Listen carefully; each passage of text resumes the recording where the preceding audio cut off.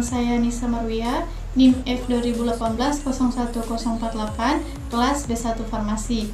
Baiklah, saya akan membawakan materi kimia medisinal yang kali ini berjudul tentang pengembangan senyawa agonis dan antagonis. Kita masuk ke definisinya. Senyawa agonis adalah senyawa yang dapat menghasilkan respon biologis tertentu sama dengan senyawa agonis endogen. Sedangkan senyawa antagonis adalah senyawa yang dapat menetralisir atau menghasilkan respon biologis senyawa agonis.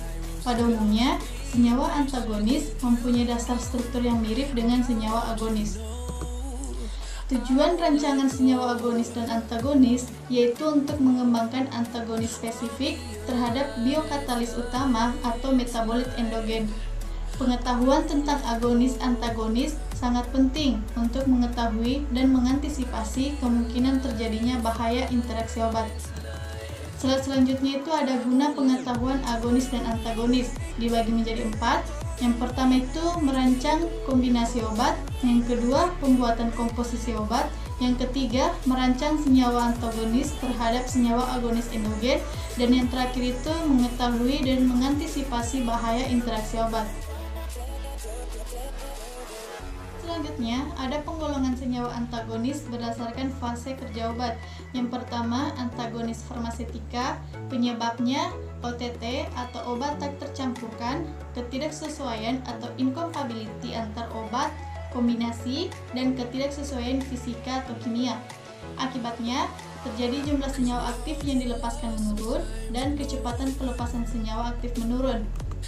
Yang kedua itu ada antagonis farmakokinetik, menyebabkan ketersediaan hayati obat menurun sehingga menurunnya kadar obat dalam darah dan jaringan disebabkan oleh menurunnya absorpsi obat, meningkatnya ekskresi obat, menurunnya proses bioaktivasi, meningkatnya proses bioinaktivasi, menurunnya senyawa aktif karena interaksi obat. Selanjutnya, antagonis farmakodinamik.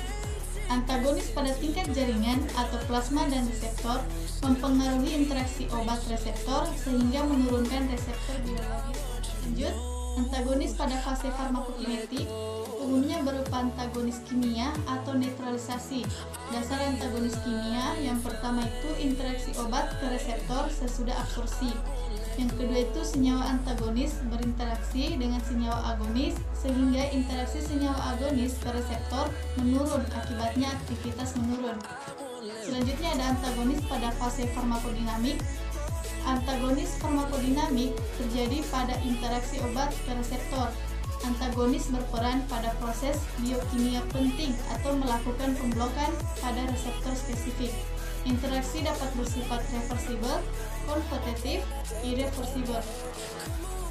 Lanjut, ada antagonis pada fase farmakodinamik yang dibagi itu ada 6. Yang pertama antagonis kompetitif, antagonis non-kompetitif, kombinasi antagonis kompetitif dan non-kompetitif, antagonis fungsional dan fisiologik, antagonis irreversibel, dan yang paling terakhir antagonis tipe kompleks.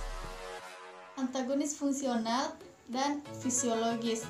Antagonis fungsional yaitu dua senyawa agonis mempunyai efek berlawanan bekerja pada satu sel atau sistem yang sama tapi pada tempat yang berbeda. Contohnya itu histamin. Terus antagonis fisiologis yaitu dua senyawa agonis mempunyai efek berlawanan bekerja pada organ atau jaringan yang berbeda sehingga dihasilkan efek resultans. Bisa kalian baca sendiri contohnya di bawah slide. Selanjutnya itu antagonis irreversibel yaitu tipe antagonis dengan karakteristik masa kerja panjang, pengikat obat selektif, tempat reseptor hanya untuk satu tipe agonis. Contohnya juga ada di bawah slide. Selanjutnya hubungan struktur kimia senyawa agonis dan antagonis kompetitif. Senyawa agonis dan antagonis mempunyai afinitas atau daya tarik yang sama pada reseptor yang sama. Aktivitas intriksinya berbeda. Tipe senyawa agonis dan antagonis kompetitif ada 3, metabolit dan antimetabolit, agonis dan pemblok selektif, yang terakhir agonis dan antagonis irreversibel selektif. Metabolit dan antimetabolit. Antimetabolit merupakan antagonis kompetitif untuk menggantikan senyawa metabolit. Senyawa agonis dan antagonis tipe metabolit dan antimetabolit mempunyai struktur mirip atau biososteric spesial. Selanjutnya, stabilisasi gugus yang mudah diserang atau gugus vulnerable, sehingga tidak mudah diserang oleh enzim yang menguraikan obat tersebut, sehingga masa kerja obat menjadi lebih panjang. Agonis dan pemblok selektif. Histamin merupakan senyawa yang ada di dalam tubuh yang dianggap sebagai senyawa agonis. Antihistamin merupakan senyawa antagonis yang dapat memblok secara selektif respon histaminergik. Begitu juga untuk senyawa kolinergik dan adrenergik. Senyawa antagonis kompetitif multipoten adalah senyawa antagonis kompetitif yang dapat menduduki lebih dari satu macam reseptor sehingga menghasilkan efek yang beragam. Contohnya ada di bawah slide ini.